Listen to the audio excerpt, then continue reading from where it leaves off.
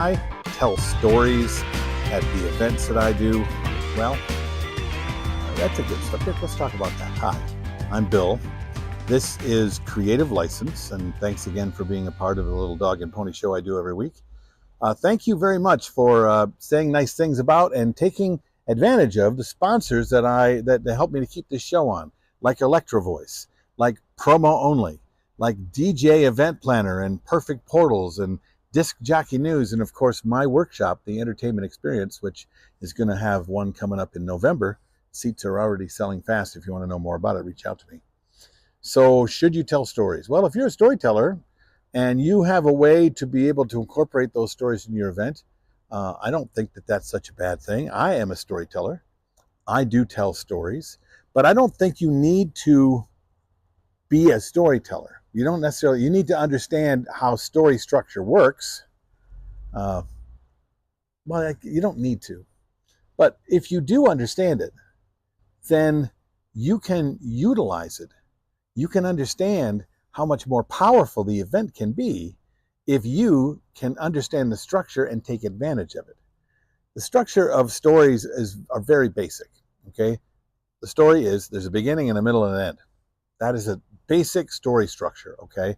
Within it, there are chapters and or scenes and or acts, and there are transitions and all those things, but the basic story structure is always there.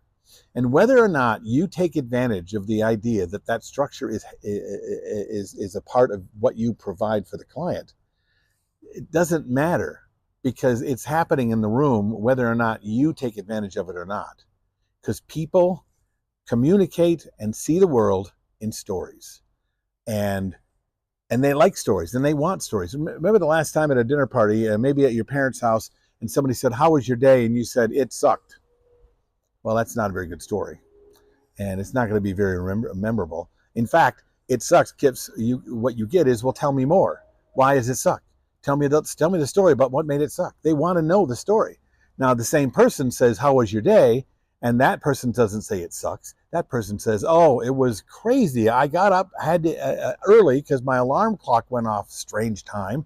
And then I was tired all the way to work as I drove through terrible traffic. And when I got there, my boss was on my butt and I was behind all day. And when I finally left, I had this great thing that happened to me that got my boss to pat me on the back. And all of a sudden, the traffic was great. And I got all the way home, and there's a beginning and there's a middle and there's an end."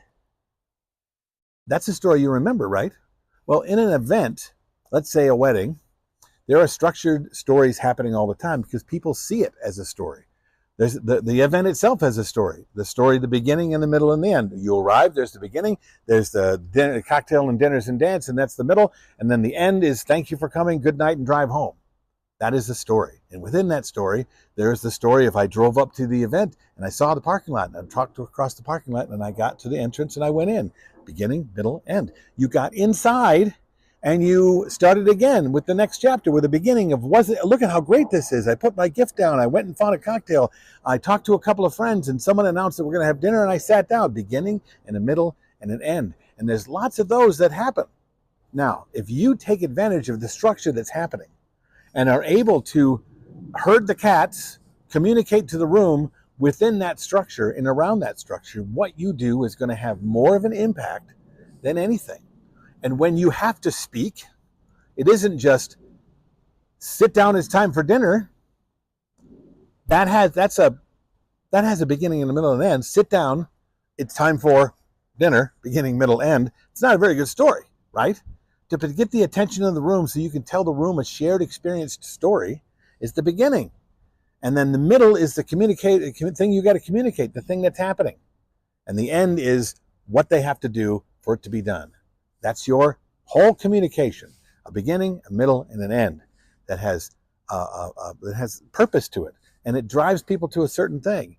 And if you can now begin to be able to communicate in a better way, using better words, having better tonal quality, working on your breathing and your vocal cords and your diction, your body language, you become a better storyteller and you can become better at what you do.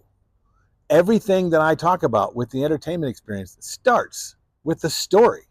and the story that's happening, because in the entertainment experience that I talk about, there's a theatrical experience that's happening.